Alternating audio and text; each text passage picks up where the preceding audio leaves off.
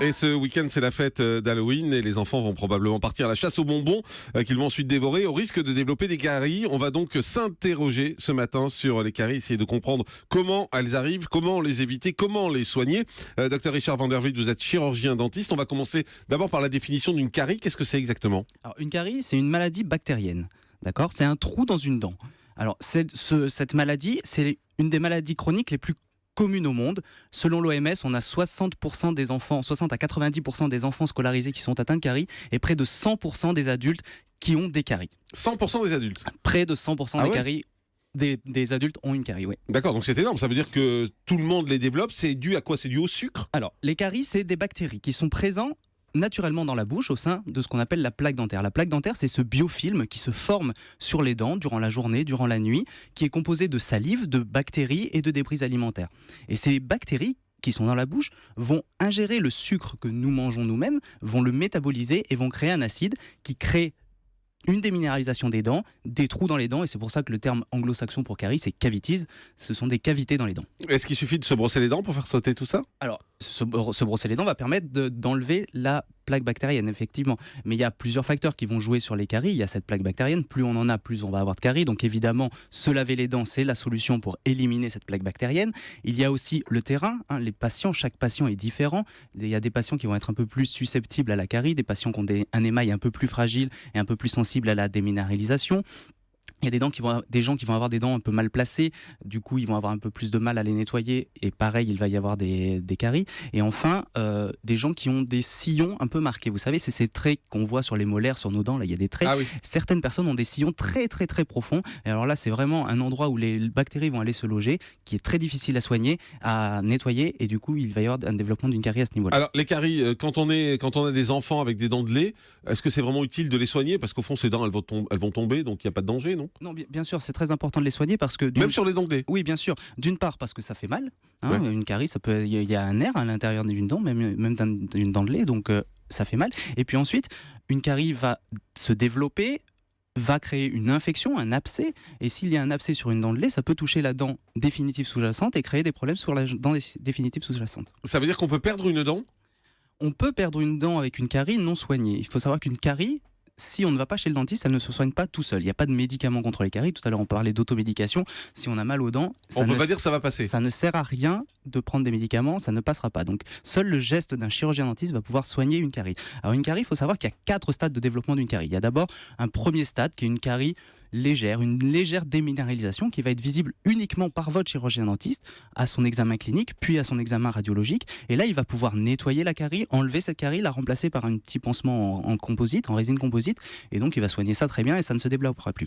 Le deuxième stade, c'est un stade un peu plus profond et là vous allez commencer à ressentir une douleur au froid, au chaud, au sucre, aux acides. Là pareil, le dentiste va nettoyer, va pouvoir mettre une résine. Enfin, le troisième stade, c'est la pulpite, c'est la rage de dents. Ça fait mal, ça fait très très mal, c'est très violent. Ça veut dire que la carie, les bactéries ont atteint le paquet vasculo-nerveux qui est au centre de la dent, le nerf, et là ça fait très très mal. Et comment ça se soigne ? Ça se nettoie en fait, c'est ça ? Alors effectivement, le dentiste, qu'est-ce qu'il va faire ? Il va faire une petite anesthésie de la dent, ou pas si elle est vraiment mineure, mais une anesthésie de la dent, il va éliminer le tissu carié, le tissu mou, cette cavité, il va bien la nettoyer pour retrouver du tissu dur. Ça c'est la fraise qui fait mal et qui fait peur. Ça fait pas mal, ça fait pas peur, il y a une anesthésie, tout va bien. On sent rien du tout ? Non. Il n'y a aucune raison. Une fois que c'est anesthésié, le nerf est anesthésié, on n'a pas de douleur. C'est pas spécialement agréable, j'en conviens, mais ça n'est pas douloureux. Donc on nettoie cette carie et on remplace le trou, on rebouche le trou simplement avec ce qu'on faisait avant, des plombages. Maintenant, ça passe un petit peu de mode et on remplace ça par une résine composite qui est blanche et qui ne se voit pas. Alors généralement, on met en cause les bonbons en disant voilà, c'est à cause des bonbons qu'on a des caries, c'est à cause des bonbons que les enfants ont des caries. On a raison ou pas ? Alors, les bonbons sont particulièrement des aliments à risque pour les caries pour plusieurs raisons. D'une part, les bonbons, souvent, c'est ces petits bonbons mous là, qui collent aux dents. Donc le fait qu'ils collent aux dents, ils restent en contact très très longtemps avec la dent. Ils restent au contact de cette plaque bactérienne et ils forment cette... Dr Kerzek est en train d'en manger. Ils forment cette plaque bactérienne et du coup, le temps de contact avec la dent augmente le risque de caries parce que les bactéries vont vraiment métaboliser ce sucre, créer l'acide lactique qui attaque les dents et créer des caries. Ensuite, les bonbons, c'est facile à manger, ça favorise effectivement le grignotage, on peut en manger toute la journée, tout au long de la journée. Et donc, on en mange. Le sucre reste en contact toute la journée avec la dent et c'est catastrophique pour les dents. J'ai vu qu'il y avait des choses à éviter. On me dit par exemple qu'il faut éviter les sucettes, c'est vrai? Alors les sucettes, c'est pareil, c'est juste au niveau du temps de contact avec les dents. Effectivement, la sucette, Parce que ça dure longtemps. Voilà, on va la sucer pendant, allez, je sais pas, un quart d'heure, 20 minutes.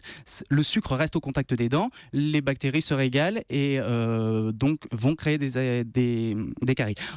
Une chose sur laquelle j'aimerais venir aussi, quelque chose qui est très très mauvais et qu'on voit très souvent, c'est chez les très jeunes enfants. Entre 6 mois et 3 ans, je consulte beaucoup d'enfants et quand je leur ouvre la bouche, je m'aperçois qu'ils ont toutes leurs dents cariées à 3 ans.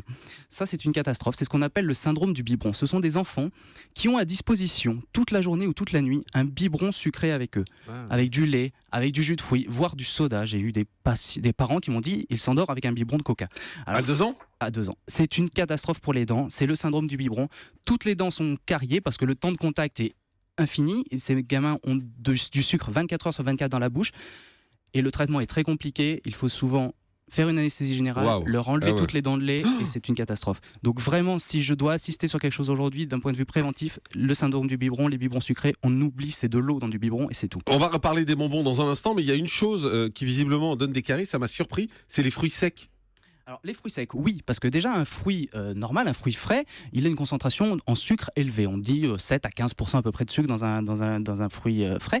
Les fruits secs sont déshydratés et sont supplémentés en sucre. Donc c'est pareil, on a un taux de sucre qui est très très fort et donc c'est comme des bonbons et ça colle aux dents et donc ça crée des caries aussi. Alors docteur, vous êtes venu malgré tout avec plein de bonbons que vous nous avez offerts. C'est pourquoi? C'est parce que vous cherchez de la clientèle et donc vous avez envie qu'on vienne vous voir? Ouais, c'est ça, les temps sont un petit peu durs. C'est pour ça. Non, alors en fait, il faut savoir que dans les bonbons, malgré tout, il y en a des bons. Hein. Alors des bons, je parle pour les dents. Oui, bien sûr. Pour la santé, c'est pas excellent. Mais si on veut se faire plaisir, si on veut faire plaisir à nos enfants, on peut acheter aujourd'hui des bonbons sans sucre.